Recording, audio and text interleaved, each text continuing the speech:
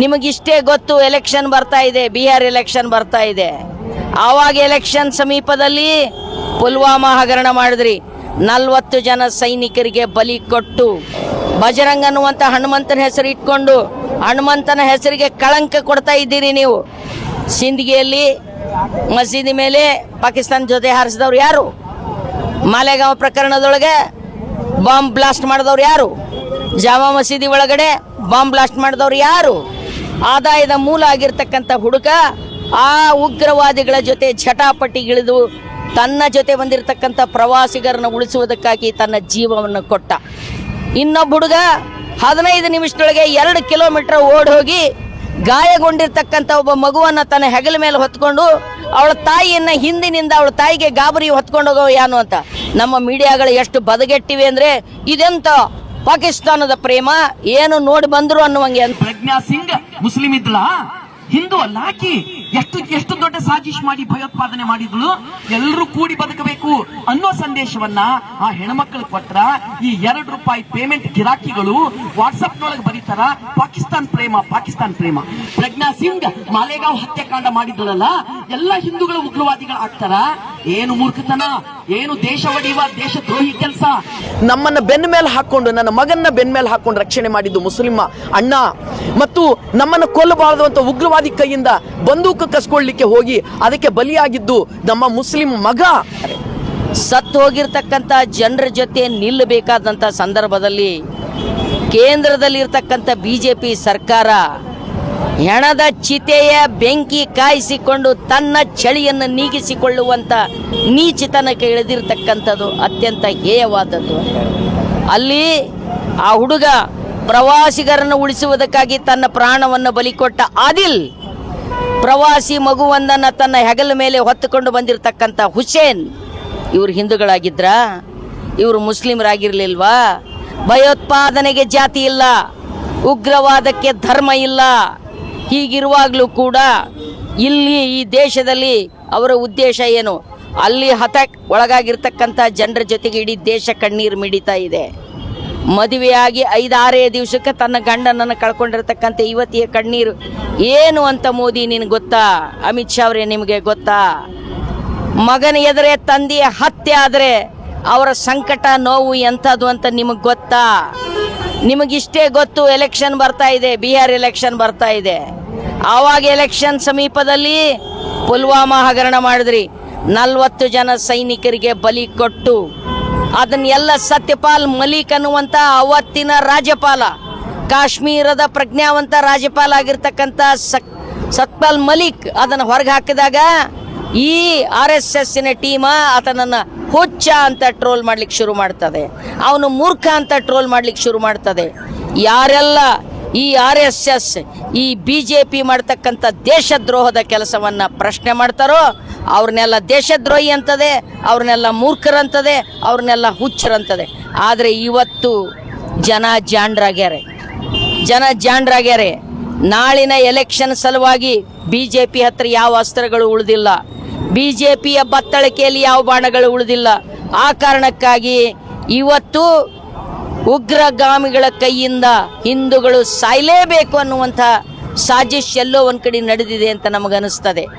ಹೇಳ್ತಾರೆ ನಮ್ಮ ಗೃಹ ಮಂತ್ರಿಗಳು, ಭಾರತ್ ಕಿ ಸೇನಾ ಇತ್ನಾ ಮಜಬೂತ್ ಹೈ ಯಾ परिंदे भी पर नहीं मार सकते. अरे 5-4 लोग आतंकवादी देश के अंदर घुस गया, टकाटक एक ही झटके में 20-25-28 लोगों को मार गिरा दिया. तब कहाँ थे आपका सैन्य बल? तब कहाँ थे आपका इंटेलिजेंसी? तब कहाँ थे आपका गुप्तचर विभाग? ये नौटंकी करने का बंद करो, ये मगरमच्छ का आंसू बहने का बंद करो. ನಿಮ್ಮ ಅಧಿಕಾರಕ್ಕಾಗಿ ಯಾಕೆ ಅಮಾಯಕರ ಬಲಿ ಕೊಡ್ತಾ ಇದ್ದೀರಿ? ಅಂದರೆ ಅಲ್ಲಿ ಹಿಂದೂಗಳು ಹಂಚ್ಕೊಂಡವ್ರು ಸಾಯಬೇಕು, ಮುಸಲ್ಮಾನರು ಹಂಚ್ಕೊಂಡವ್ರು ಬದಲಾಗಬೇಕು, ಹಿಂದೂ ಮುಸ್ಲಿಂ ಜಗಳ ಹಚ್ಚಬೇಕು, ಅಷ್ಟೇ ತಾನೇ ನಿಮ್ದಿರೋದು. ಅದು ಬಿಟ್ಟರೆ ಬೇರೆ ಏನೂ ಇಲ್ಲ. ಕಲಬುರಗಿಯ ನಾಡಿನಲ್ಲಿ ಈ ಬಜರಂಗ ದಳದವರಿಗೆ ಎಚ್ಚರಿಕೆ ಕೊಡ್ತೇವೆ. ಬಜರಂಗ್ ಅನ್ನುವಂಥ ಹನುಮಂತನ ಹೆಸರು ಇಟ್ಕೊಂಡು ಹನುಮಂತನ ಹೆಸರಿಗೆ ಕಳಂಕ ಕೊಡ್ತಾ ಇದ್ದೀರಿ ನೀವು.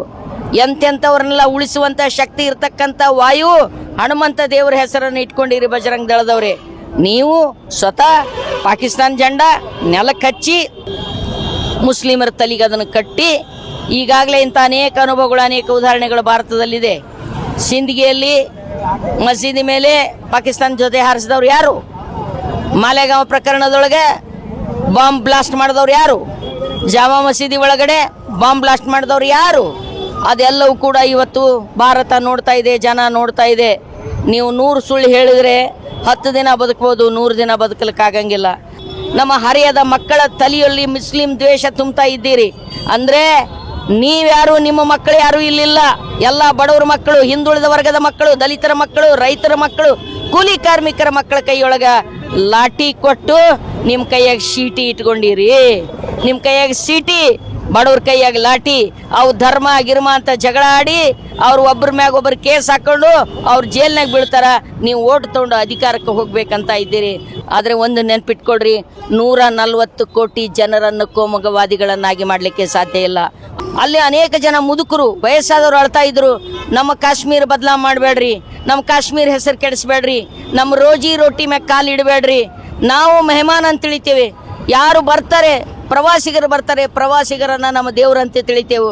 ಆದಿಲ್ಲನ ಹುಡುಗ, ಹರಿಯದ ಹುಡುಗ, ಮನೆಗೆ ಒಬ್ಬನೇ ಒಬ್ಬ ಆದಾಯದ ಮೂಲ ಆಗಿರ್ತಕ್ಕಂಥ ಹುಡುಗ ಆ ಉಗ್ರವಾದಿಗಳ ಜೊತೆ ಝಟಾಪಟಿಗಿಳಿದು ತನ್ನ ಜೊತೆ ಬಂದಿರತಕ್ಕಂಥ ಪ್ರವಾಸಿಗರನ್ನು ಉಳಿಸುವುದಕ್ಕಾಗಿ ತನ್ನ ಜೀವವನ್ನು ಕೊಟ್ಟ. ಇನ್ನೊಬ್ಬ ಹುಡುಗ 15 ನಿಮಿಷದೊಳಗೆ 2 ಕಿಲೋಮೀಟರ್ ಓಡಿ ಹೋಗಿ ಗಾಯಗೊಂಡಿರ್ತಕ್ಕಂಥ ಒಬ್ಬ ಮಗುವನ್ನು ತನ್ನ ಹೆಗಲ ಮೇಲೆ ಹೊತ್ಕೊಂಡು ಅವಳ ತಾಯಿಯನ್ನ ಹಿಂದಿನಿಂದ ಅವಳ ತಾಯಿಗೆ ಗಾಬರಿ ಹೊತ್ಕೊಂಡು ಹೋಗೋ ಯಾನು ಅಂತ ಹೇಳ್ತಾನೆ ಬಂದಾನೆ. ಇಲ್ಲಮ್ಮ, ನಾವು ನಿಮ್ಗೆ ರಕ್ಷಣೆ ಮಾಡ್ತೇವೆ, ನಾವು ನಿಮ್ಮ ಪರವಾಗಿದ್ದೇವೆ, ನಿಮ್ಮ ಸಲುವಾಗಿದ್ದೇವೆ ಅಂತ ಹೇಳಿ ಕರ್ಕೊಂಡು ಬಂದು ಸುರಕ್ಷಿತವಾದ ಹಾಸ್ಪಿಟ್ಲ್ದಾಗೆ ಅಡ್ಮಿಟ್ ಮಾಡ್ತಾನೆ.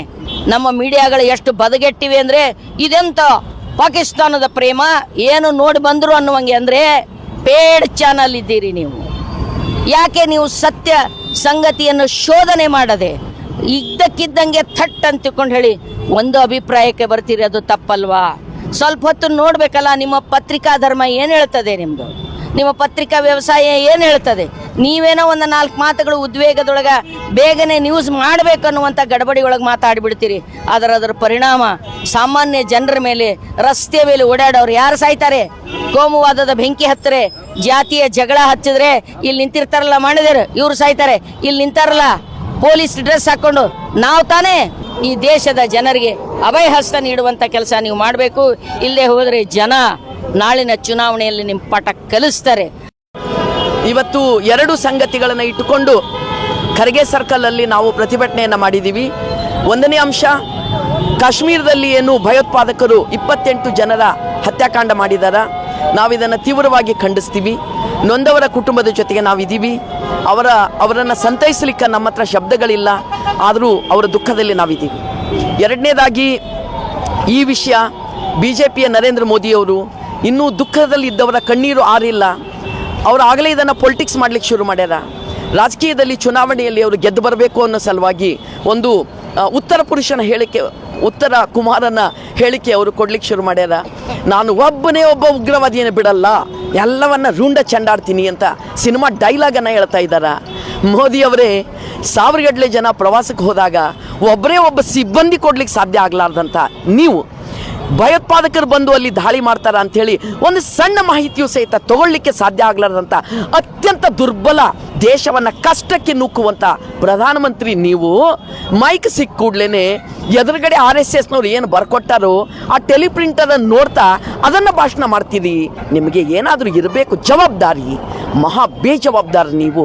ನಿಮ್ಮ ಆಯುಷ್ಯದಲ್ಲಿ ಈ ದೇಶದ ಭಾವೈಕ್ಯತೆ ಉಳಿಸುವಂಥ ಕೆಲಸ ಮಾಡೋದನ್ನು ಬಿಟ್ಟು ಪ್ರಧಾನಮಂತ್ರಿ ಇದ್ದೀರಿ, ಲಕ್ಷಗಟ್ಟಲೆ ರೂಪಾಯಿ ಕೋಟ್ಗಳನ್ನು ಹಾಕ್ಕೊಳ್ತೀರಿ, ಹೊಟ್ಟೆಗೆ ನೀವು ಲಕ್ಷಗಟ್ಟಲೆ ಖರ್ಚು ಮಾಡಿ ತಿಂತೀರಿ. ಈ ದೇಶದ ಅನ್ನ, ಈ ದೇಶದ ಬೆವರು, ಅದು ನೀವಿವತ್ತು ದೇಶದ ಜನರನ್ನು ಬಲಿ ಕೊಟ್ಟು ಅವರ ರಕ್ತದ ಮೇಲೆ, ಅವರ ಹೆಣದ ಮೇಲೆ ನೀವು ರಾಜಕೀಯ ಮಾಡಲಿಕ್ಕೆ ಹೊರಟಿದ್ದೀರಿ. ನಿಮ್ಗೇನಾದರೂ ಮರ್ಯಾದೆ ಇದೆನಾ? ಮನುಷ್ಯತ್ವ ಇದೆನಾ? ಈ ಪ್ರಶ್ನೆ ಕೇಳಲಿಕ್ಕೆ ಇವತ್ತು ನಾವು ಹೋರಾಟ ಮಾಡಿದ್ದೀವಿ.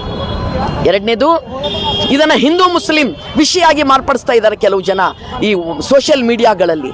ಇವತ್ತಿನ ದಿನ ಯಾರು ಅಲ್ಲಿ ಗಂಡನ ಕಳ್ಕೊಂಡಾರೋ, ತಮ್ಮ ಸಂಬಂಧಿಕರನ್ನು ಕಳ್ಕೊಂಡಾರೋ, ಸ್ವತಃ ಅವರೇ ಹೇಳಿದ್ದೇನಂದ್ರ, ನಮ್ಮನ್ನು ಬೆನ್ನ ಮೇಲೆ ಹಾಕ್ಕೊಂಡು, ನನ್ನ ಮಗನ್ನ ಬೆನ್ನ ಮೇಲೆ ಹಾಕ್ಕೊಂಡು ರಕ್ಷಣೆ ಮಾಡಿದ್ದು ಮುಸ್ಲಿಂ ಅಣ್ಣ, ಮತ್ತು ನಮ್ಮನ್ನು ಕೊಲ್ಲಬಾರದು ಅಂತ ಉಗ್ರವಾದಿ ಕೈಯಿಂದ ಬಂದೂಕು ಕಸ್ಕೊಳ್ಳಿಕ್ಕೆ ಹೋಗಿ ಅದಕ್ಕೆ ಬಲಿಯಾಗಿದ್ದು ನಮ್ಮ ಮುಸ್ಲಿಂ ಮಗ.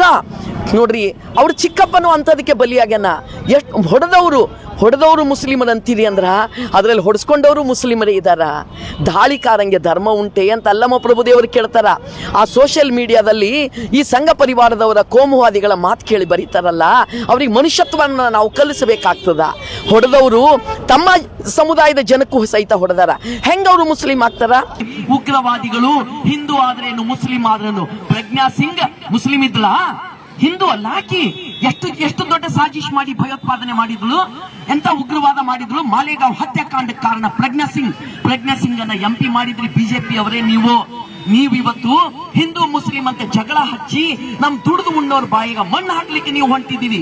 ಕೂಡಿ ಬದುಕುವಂತ ಕೆಲಸ ಮಾಡೋದನ್ನ ಬಿಟ್ಟು ಹಿಂದೂ ಮುಸ್ಲಿಂ ಜಗಳ ಹಚ್ಚಿ ಪಾಕಿಸ್ತಾನ ಇಂಡಿಯಾ ಬೇರೆ ಬೇರೆ ಅಂತೇಳಿ ಶತ್ರುತ್ವ ಸಾಧಿಸಲಿಕ್ಕೆ ಬಂದು ಮೊನ್ನೆ ಕಲಬುರಗಿ ಒಳಗ ನಿಮ್ಮ ಹೆಡೆ ಎತ್ತಿದಿರಿ.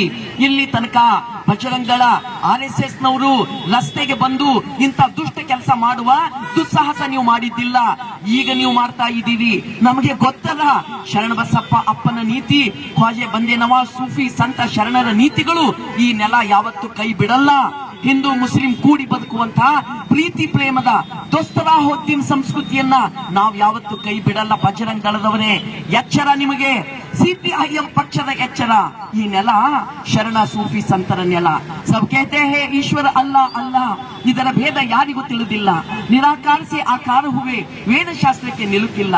ಹಂಬಿ ಕೆಹತೆ ತುಂಬಿ ಕೆಹತೆ ಮಾಡಬೇಡ್ರಿ ಮೇಲಿನ ಶೀಲ, ಗುರು ಮಡಿವಾಳನ ಹೋಗ್ಕರ್ ತೊಳೆಯಬೇಕ್ರಿ ಒಳಗಿನ ಮೈಲ. ಬಜರಂಗ ದಳದವರೇ ನಿಮ್ಮ ಮನಸ್ಸಿನ ಒಳಗಿನ ಮೈಲಾವನ್ನ ತೊಳ್ಕೊಳ್ರಿ. ಕಲಬುರಗಿ ಒಳಗ ಹಿಂದೂ ಮುಸ್ಲಿಂ ದಂಗೆ ಹಚ್ಚುವಂತ ಕೆಲಸ ಮಾಡಬೇಡ್ರಿ. ಪೊಲೀಸ್ ಇಲಾಖೆಯವರಿಗೆ ಹೇಳ್ತೀವಿ ಧನ್ಯವಾದ. ಸಿಟಿ ಕಮಿಷನರ್, ಸಿಟಿ ಪೊಲೀಸರಿಗೆ ನೀವು ತಕ್ಷಣ ಬಜರಂಗ ದಳದವರಿಗೆ ಅರೆಸ್ಟ್ ಮಾಡಿದ್ದೀರಿ. 6 ಜನ ಒಪ್ಕೊಂಡಲ್ಲ, ನಾವೇ ಹಚ್ಚಿದೀವಿ ಪಾಕಿಸ್ತಾನ ಜೆಂಡಾ ಅಂತ. ಹಾಗಿದ್ರ ಉಳಿದ ಬಜರಂಗ ದಳದವ್ರು ಯಾರ್ಯಾರಿದ್ದಾರೆ ಪದಾಧಿಕಾರಿ ಸಂಘಟನೆಯವರು ಅರೆಸ್ಟ್ ಮಾಡ್ರಿ ಅವರನ್ನ. ಕಲಬುರಗಿಯನ್ನ ಶಾಂತಿಯ ನೆಲವಾಗಿ ನೀವು ಕಾಪಾಡ್ರಿ ಅನ್ನೋದನ್ನ ನಾವು ಪೊಲೀಸ್ ಇಲಾಖೆಗೆ ಆಗ್ರಹ ಮಾಡ್ತೀವಿ. ಇದೇ ಸಂದರ್ಭದಲ್ಲಿ ಇಬ್ರು ಮುಸ್ಲಿಂ ಮಹಿಳೆಯರು ಅವತ್ತಿನ ದಿನ ನೆಲಕ್ಕೆ ಹಚ್ಚಿದಂತ ಪಾಕಿಸ್ತಾನ ಜೆಂಡಾ ಕಿತ್ತಿ ಅವರು ತಮ್ಮ ಇದರಲ್ಲಿ ಇಟ್ಕೊಂಡ್ರು. ಬಹಳ ಜನ ಏನಂದ್ರು, ಕೆಲವು ಟಿವಿ ದವರು ಅವ್ರು ಏನ್ ಹೇಳಿದ್ರು, ಪಾಕಿಸ್ತಾನ ಪ್ರೇಮ ವ್ಯಕ್ತ ಮಾಡ್ಯಾರ ಅಂತ. ಆ ಹೆಣ್ಮಕ್ಳು ಒಂದು ಮಾತು ಹೇಳ್ತಾರ ಅದ್ರೊಳಗೆ ಏನಂತ, ಯಾಕೆ ತೆಗಿಲತ್ತೀರಿ ಪಾಕಿಸ್ತಾನ ಜೆಂಡಾ ನೆಲದು ಅಂದ್ರ, ಯಾಕ ನೀವು ಜಗಳ ಹಚ್ಚಬೇಕಲ್ಲತ್ತೀರೇನು, ನಮಗೆ ಜಗಳ ಬೇಕಾಗಿಲ್ಲ ಅಂದಾಳ ಆಯಮ್ಮ.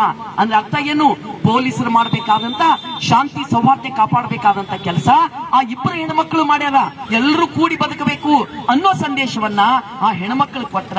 ಈ ₹2 ಪೇಮೆಂಟ್ ಗಿರಾಕಿಗಳು ವಾಟ್ಸ್ಆಪ್ ನೊಳಗೆ ಬರೀತಾರ ಪಾಕಿಸ್ತಾನ ಪ್ರೇಮ. ಪ್ರಜ್ಞಾ ಸಿಂಗ್ ಮಾಲೇಗಾಂವ್ ಹತ್ಯಾಕಾಂಡ ಮಾಡಿದ್ರಲ್ಲ, ಎಲ್ಲ ಹಿಂದೂಗಳು ಉಗ್ರವಾದಿಗಳು ಆಗ್ತಾರ. ಏನು ಮೂರ್ಖತನ, ಏನು ದೇಶ ಒಡೆಯುವ ದೇಶದ್ರೋಹಿ ಕೆಲಸ, ಏನು ನಿಮ್ಮ ಕುತಂತ್ರ. ಈ ಕುತಂತ್ರವನ್ನ ಬಿಟ್ಟು ಹಾಕ್ರಿ. ಇಡೀ ದೇಶದ 99% ಜನ ಸೌಹಾರ್ದ ಪರಂಪರೆಯ ಜನಹರ. ನೀವು ಭಯೋತ್ಪಾದನೆಯನ್ನ ಮಾಡಿ ಬೆದರಿಸಿ ಟ್ರೋಲ್ ಮಾಡಿ ವಾಟ್ಸ್ಆಪ್ ಗಳಲ್ಲಿ ಫೇಸ್ಬುಕ್ ಗಳಲ್ಲಿ ನ್ಯಾಯದ ಮಾತಾಡಿದ್ರ ನೀವು ಟ್ರೋಲ್ ಮಾಡಿ ಈ ದೇಶವನ್ನ ಮಣ್ಣು ಮುಕ್ಕಿಸ್ಬೇಕಂತೀವಿ. ಹಾಗೆ ಮಣ್ಣು ಮುಕ್ಕಿಸ್ಲಿಕ್ಕೆ ಬಿಡಲ್ಲ. ಈ ದೇಶ ಭಗತ್ ಸಿಂಗ್, ಸುಖದೇವ್, ರಾಜ್ಗುರು, ಟಿಪ್ಪು ಸುಲ್ತಾನ್, ಎಷ್ಟು ಜನ, ಸಾವಿತ್ರಿಬಾಯಿ ಫುಲೆ, ಜ್ಯೋತಿಬಾ ಫುಲೆ, ಇವರೆಲ್ಲರೂ, ಬಾಬಾ ಸಾಹೇಬ್ ಅಂಬೇಡ್ಕರ್, ಇವರೆಲ್ಲರೂ ಕಟ್ಟಿ ಬೆಳೆಸಿದಂತ ಈ ದೇಶ.